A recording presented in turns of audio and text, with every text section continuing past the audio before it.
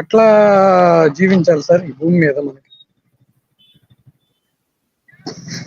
అర్థం కాలే. అంటే చాలా కోణాలు ఉన్నాయండి. ఎలా జీవించాలి అంటే ఇతరులకు అంటే నష్టం అంటే కలిగించకుండా అంటే అంటే ఏం లేదు సార్. నేనేమంటున్నానంటే ఇప్పుడు మనకి యూట్యూబ్ లో గానీ కొన్ని చోట్ల మనం చూసినప్పుడు ఇప్పుడు కొంతమంది తత్వవేత్తలు ఉన్నారు, ఫిలాసఫర్స్.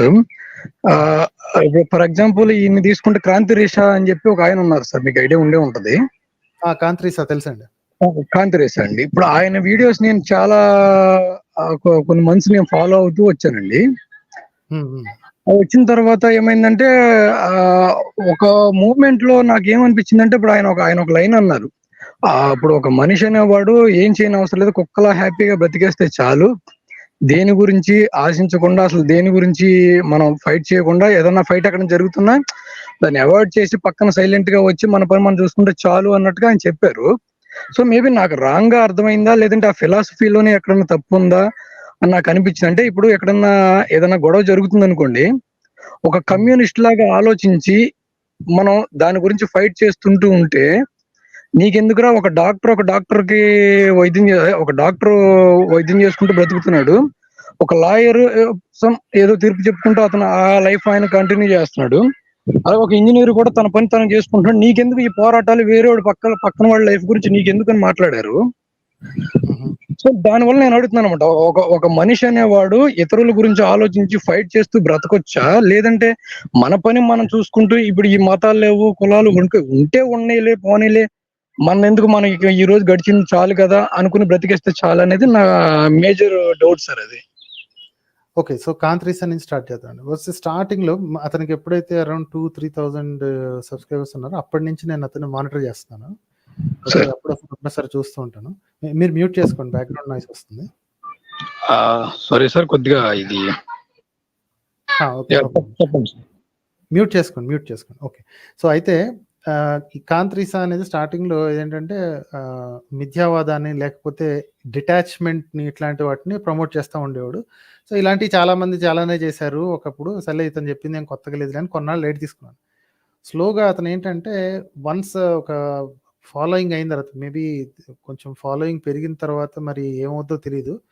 బై ది వే నాకు కూడా అట్లా పెరిగిన తర్వాత నాకు కూడా కండకవరం వస్తుందేమో, ప్లీజ్ నన్ను కంట్రోల్లో పెట్టాల్సిన బాధ్యత మీ సబ్స్క్రైబర్స్దే. మీరు కూడా ఎప్పుడైతే నేను ఓవర్ ద టాప్ వెళ్తున్నానో మీరు డెఫినెట్లీ కింద కామెంట్స్ అయితే చేయండి. Anyway, coming back to the point, కాంత్రీసా అనే క్యారెక్టర్ మెల్లిగా ఒక్కొక్కసారి ఈ స్లిప్ అప్ అవుతూ కొన్ని వైల్డ్ స్టేట్మెంట్స్ ఇవ్వటం నేను కూడా చూసాను. ఓకే, ఎంతమందికి తెలుసో తెలియదు, కాంత్ రిసా అని ఉంటుంది. Not an influential person. అవి వినకపోయినా పెద్దగా ఒరిగేదేం లేదు. వన్స్ అపాన్ ఎ టైం చూసాను కాబట్టి నాకు అప్పుడప్పుడు వస్తూ ఉంటాయి. అయితే ఇతను చెప్పిన దాంట్లో ఈ డిటాచ్మెంట్ అనేది, కంప్లీట్ డిటాచ్మెంట్ అనేది, దీన్ని వైరాగ్యం అనుకుంటూ ఉంటారండి.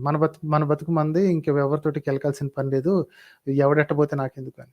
ద పాయింట్ ఇస్, అందరూ అలా లేదు కదా. ఇప్పుడు ఎవడన్నా మీ మీదకి అటాక్ చేయడానికి వచ్చారు, మీరు అశక్తులు. ఓకే, మిమ్మల్ని మీరు కాపాడుకోలేరు, ఇంకొక మనిషి వచ్చి కాపాడుతాడని ఎక్స్పెక్ట్ చేస్తారు. Nobody will come because everybody is with the same detachment theory. నాకు ఎందుకు రాబాయి, ఆడు సావేది ఆడు చేస్తాడు, బతికితే బతుకుతాడు, లేకపోతే లేదు, నా పని నేను చేసుకుంటాను, you will be dead. Okay, ఆ అహంకారంతో ఆ చంపినోడు ఏం చేస్తాడు, లేదా ఆ దౌర్జన్యం చేసినోడు ఇంకొకళ్ళ మీద పడతాడు, ఎందుకంటే వాడిని ఆపలేదు కదా ఎవరుని. This is the same story and this is the animal justice.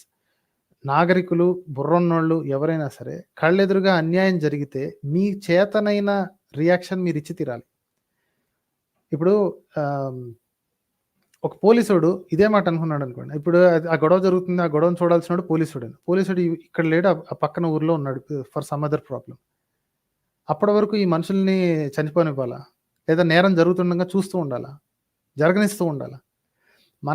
మన కంట్రోల్లో మన శక్తి ఎంతవరకు కుదురుతుందో అంతవరకు అన్యాయాన్ని ఆపటానికి ట్రై చేయాలండి. If the maximum you can do is raise a voice. అది కూడా చేయకుండా, ఇప్పుడు మనం ప్రభుత్వాలతో గొడవ పడలేం, మా సాధారణ మనుషులం, రైట్? కనీసం ఇలా జరిగింది అన్న సంగతి పబ్లిక్కి ఇంకో 10 మందికి తెలియజేయాలన్న ఆలోచన ఉండాలి కదా. That is called freedom of speech. అది కూడా చేయకుండా నాకు ఎందుకు వచ్చింది, నా ఉద్యోగం ఏదో నేను చూసుకుంటా, నా జీతం ఏదో నేను చూసుకుంటా, ఎవడెట్టపోతే నాకు ఎందుకు, ట్యాక్సులు దొబ్బుతారో లేకపోతే ఇంకోటి ఏదో చేస్తారు, అన్యాయాలు చేస్తారు, ఎవడు సావాడు చేస్తాడు అని కూర్చుంటే ఎవ్రీబడి విల్ బి క్వైట్. మీకు నష్టం వచ్చినా ఎవ్వడు పట్టించుకోడండి. So I totally reject that. అది నాన్ సెన్స్ అనమాట. ఏది అక్కడ ఏదో జరుగుతూ ఉంటే మనకి ఎందుకులే, మన గొడవ మనం చూసుకోవడం. అంతకంటే చేతగాని దద్దమ్మ పని ఇంకోట్లేదు. ప్రతి మనిషికి ఎంతో కొంత కంట్రోల్ ఉంటుందండి సిచ్యువేషన్ మీద. ఏ కంట్రోల్ లేనప్పుడు కూడా కనీసం అరిచి తప్పు జరుగుతుంది అని అరిచే శక్తి అన్నా ఉంటుంది. అదన్నా చేసి తీరాలి. వీడియో తీయొచ్చు, ఫోటో తీయొచ్చు, తర్వాత ఇంకెవరికైనా సహాయపడొచ్చు, పోలీస్ స్టేషన్కి వెళ్ళి కంప్లైంట్ చేయొచ్చు, సాక్ష్యం చెప్పొచ్చు. There are so many things you can do to correct the situation. మీరు అలా చేయబట్టి మిమ్మల్ని చూసి ఇంకొంతమంది ఇన్స్పైర్ అయ్యి, అరే అవును కదా తప్పు జరుగుతుంటే చూస్తూ ఊరుకోవడం ఏంటి, ఏదో విధంగా రియాక్ట్ అవ్వాలి కదా, మన శక్తికి కుదిరినంత రియాక్ట్ అవ్వాలి కదా అని అనుకుంటే రేపొద్దున మీకు నష్టం జరిగితే ఇంకోటి రియాక్ట్ అవుతారండి. దిస్ ఇస్ అ సొసైటీ కదా. మనం మన కోసం అందరి కోసం బతికి తీరుతున్నాం. You are not only living for yourself, you are in the society. మీ పాటికి మీరు చెట్టెక్కి కూర్చుని ఏంటి కోతుల్లాగా బతికేద్దాం, ఎవరికి ఎంత దొరికితే అంత తిందాం అనుకుంటే నెక్స్ట్ ప్రిడేటర్ అటాక్లో మీరు ఆహారం అయిపోతారు, మిమ్మల్ని గురించి ఎవరు పట్టించుకోరు. But we are in a society కాబట్టి అలాంటి మెట్ట వేదాంతం, అలాంటి పనికి మాలిన డిటాచ్మెంట్ కబుర్లు ఇవన్నీ పనికిరావండి. అంటే ఇప్పుడు ఏం లేదు సార్, ఇప్పుడు అలా కాకుండా ఇప్పుడు ఏదైనా ఇష్యూ మీద మనం రైజ్ చేసి మనం మాట్లాడినా కూడా వీడేంట్రా కమ్యూనిస్ట్ లాగా మాట్లాడుతున్నారు అని అంటున్నారు. కమ్యూనిస్ట్ అంటే అంత ఘోరమైనటువంటి స్థితి సార్ ఇది? లేదు, వీళ్ళు తయారు చేశారండి. ఈ నీచులు ఎవరైతే ఉన్నారో, ఈ కాషాయ దుర్మార్గులు ఎవరైతే ఉన్నారో, వాళ్ళు ఆ పదాన్ని ఒక బూత్ పదంలా తయారు చేశారు. Okay, actually communist is not such a bad thing. పుస్తకంలో మాత్రం బాగుంటది. నేను ఇది ఒకసారి కాదు, 2 సార్లు కాదు, చాలాసార్లు చెప్పినప్పటికీ కమ్యూనిస్ట్ సిద్ధాంతం అనేది సమానత్వాన్ని చూపిస్తుంది, అట్లీస్ట్ దాన్ని ఎయిమ్ చేస్తుంది. కానీ కమ్యూనిజం అప్లై చేసే పద్ధతి ఒక్కడ కూడా సరిగా లేదండి. ప్రపంచంలో ఎక్కడ కూడా సరైన కమ్యూనిజం అప్లై అవ్వట్లేదు. So I don't believe it as a political tool. So అది యూజ్లెస్. కానీ కమ్యూనిస్ట్ భావజాలం ఉన్న ప్రతి ఒక్కడు దుర్మార్గుడు ఇట్లా ఆలోచిస్తాడంటాం ఈ కాషాయ నీచులు చేసిన పని అనమాట. ఎలా సమానత్వాన్ని హేట్ చేసేవాడే ఎదుటి మనిషికి కమ్యూనిస్ట్ అనే ట్యాగ్ అంటిస్తాడండి. ఇప్పుడు నాకు నష్టం జరగకూడదు అని నేను ఎలా అనుకుంటున్నానో, నా పక్కనోడు కూడా నష్టం జరగకూడదు అని అనుకుంటాను. అది కమ్యూనిజం ఎలా అయిందండి? అది మానవత్వం. మానవత్వానికి కమ్యూనిజం అని చెప్పుకున్నంత నీచ పని ఎవడు చేస్తాడు? You can clearly find this out. Communist అన్న వేలు పెట్టి ఎవడైనా చూపిస్తున్నాడంటే ఆ వేలు ఎవరిది అంటే కాషాయ నీచుడిదే ఉంటుంది. ఇంకెవ్వడు అంటండి ప్రపంచంలో. ఇంకా ఏ ఎదవ కూడా ఇంకే మంచోడు కూడా, ఏ మనిషి కూడా ఇంకో మనిషిని కమ్యూనిస్ట్ అని చెప్పి తిట్టాడంటే అది గ్యారంటీగా కాషాయ నీచుడే ఉంటాడు. ఎందుకంటే వాడికి సమానత్వం ఇష్టం లేదు, వాడికి అందరికీ సమన్యాయం జరగటం ఇష్టం లేదు వాడికి. So communist as a philosophy is not bad. Communism as an implementation or as a political implementation has failed all through the world. These are two different things. అది గుర్తుపెట్టుకోవాలి. ఓకే, అయితే ఇప్పుడు ఈ కాంతిరిసా గురించి సార్, ఆయన వీడియోస్ లో నేను చూశాను. ఒకవైపేమో దేవుడు లేడు అని అంటాడు, మతం లేదు అంటాడు. వినాయక చవితి రోజున ఎలా పూజ చేసుకోవాలో నేచర్ కి సంబంధించింది ఆయన ఎక్స్ప్లెయిన్ చేస్తారు మళ్ళీ.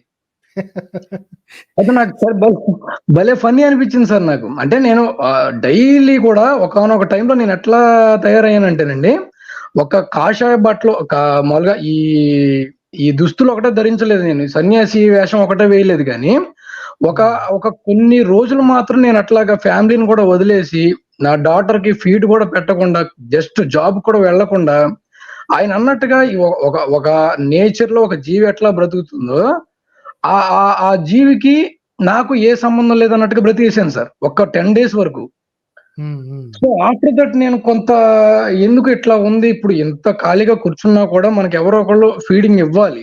సో మనం వర్క్ చేసుకోవాలి, మనీ ఎర్న్ చేసుకోవాలి, మన లైఫ్ మనం లీడ్ చేసుకోవాలి.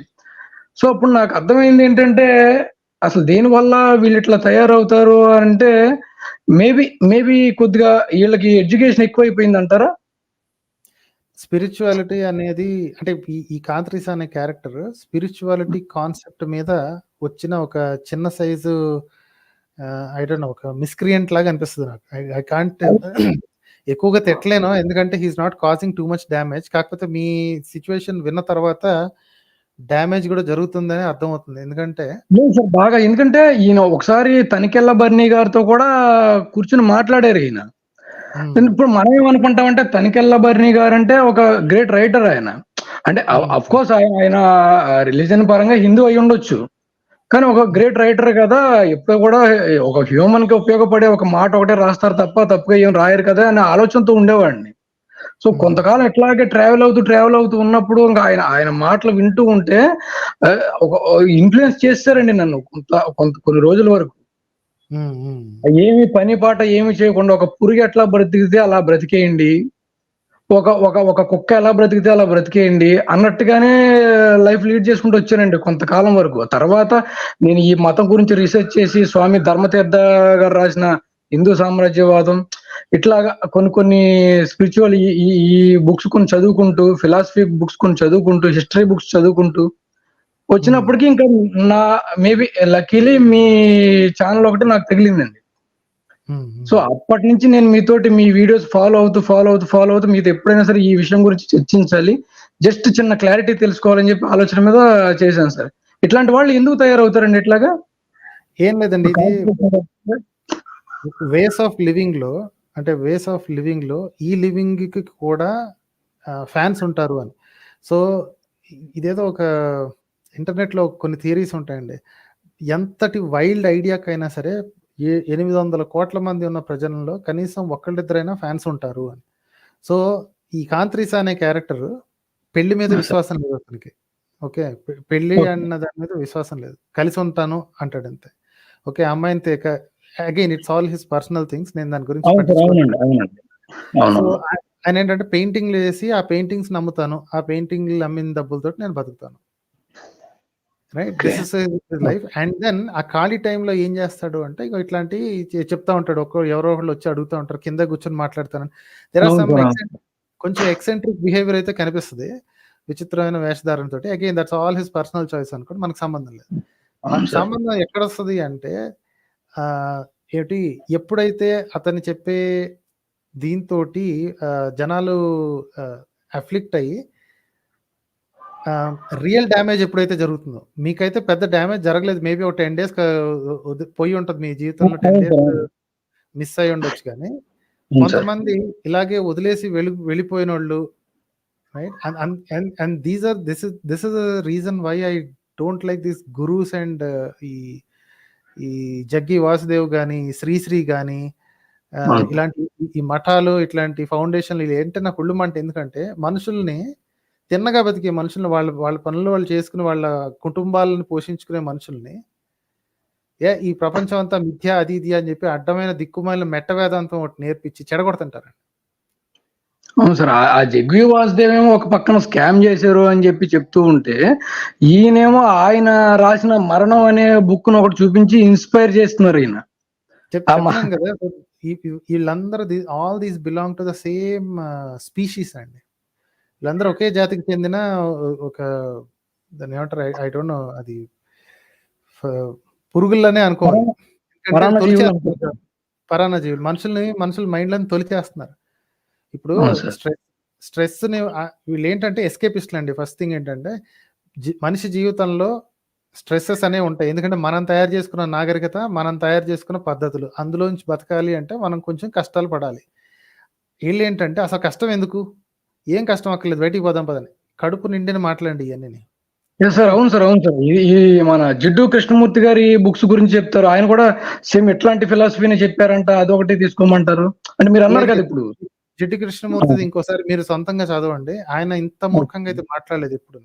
బికాస్ వీడియోలు కూడా ఉంటాయి Jiddu Krishnamurti, he has his own channel, అది ఎప్పుడైనా చచ్చిపోయారు అనుకోండి కానీ, బట్ స్టిల్ ఆ ఛానల్లో రిలీజ్ అవుతుంటాయి. వీళ్ళు చెప్పిన కథలు చూడకుండా డైరెక్ట్ గా జిడ్డు కృష్ణమూర్తి తన నోటితో ఏం చెప్పారు ఒకసారి వినండి. అతన్ని ఫిలాసఫర్ అనొచ్చండి. యూ కెన్ కాల్ హిమ్ అంటే మన సమకాలీన టైంకి దగ్గరలోనే ఉన్నారు కాబట్టి అతన్ని మన సమకాలీనుడైన ఫిలాసఫర్ అని అనొచ్చు, రైట్? ఈ జగ్గి గాని, శ్రీశ్రీ గాని, కాంత్రీసా, వీళ్ళందరూ పరాన్న జీవులండి. These are not at all this thing. ఎందుకంటే వాళ్ళు కడుపు నిండిన తర్వాత ఇదంతా వేస్ట్ అంటారు. ఇదంతా శ్రీశ్రీ గారి గురించి చాలా గొప్పగా మాట్లాడతారు కానీ, శ్రీశ్రీ గారు, చలం గారు చాలా గొప్పగా మాట్లాడతారు కదా వాళ్ళ గురించి. ఇప్పుడు శ్రీశ్రీ గారు కూడా చాలా డ్యామేజ్ చేశారంటారా సొసైటీకి? No no no no no సి వాడు ఇప్పుడు హిట్లర్ ఒకడికి ఫ్యాన్ అయినంత మాత్రాన ఆ ఫ్యాన్ ఎవరైతే అయ్యారో వాడు చెడిపోయినట్టు కాదు కదండి. ఇప్పుడు కాంత్రీసా వచ్చి శ్రీశ్రీ చాలా బాగా రాశారు అది చదవండి అన్నంత మాత్రం శ్రీశ్రీ చెడ్డోడు ఇప్పుడు. Okay okay. రైట్, మీరు డైరెక్ట్ గా చదివి చూడాల్సిందే తప్ప వీళ్ళ రివ్యూస్ చూడొద్దు. Okay okay. శ్రీశ్రీ ఏం రాశాడు, అగైన్ శ్రీశ్రీ కూడా విప్లవ రచయితలు రాశాడు. కొన్ని డ్యామేజింగ్ ఇవి ఉన్నాయి, కొన్ని వైలెన్స్ తో కూడుకున్నవి ఉన్నాయి, కొన్ని నిద్ర లేపే వాటిగా ఉన్నాయి. జరిగే అన్యాయాన్ని గమనిస్తున్నావా లేదా లేకపోతే నిద్రపోతున్నావా అని లేపే విధంగా ఉన్నాయి. సో అది మీరు సొంతంగా చదివి తెలుసుకోవాలి. కానీ వాళ్ళు మీకు నచ్చిన వాడు బాగుంది అని చెప్పినంత మాత్రాన అది మంచిదైపోదు. మీకు నచ్చని వాడు బాగుంది అని చెప్పినంత మాత్రాన అది పాడైపోదు. Right, you have to read the source directly. అదే సార్, ఇప్పుడు యోగి వేమన గురించి మాట్లాడతారు, రామకృష్ణ పరమహంస గురించి మాట్లాడతారు. ఆయన ఏవైనా చెప్పుకునేవ్వండి, మీరు డైరెక్ట్ గా చూసి మీకేం అర్థమైందో మీరు అర్థం చేసుకోవాలి. అంతేగాని వాళ్ళ రివ్యూలు తీసుకోవద్దండి. ఇప్పుడు రివ్యూ తీసుకోవట్లేదు సార్, అంటే మనం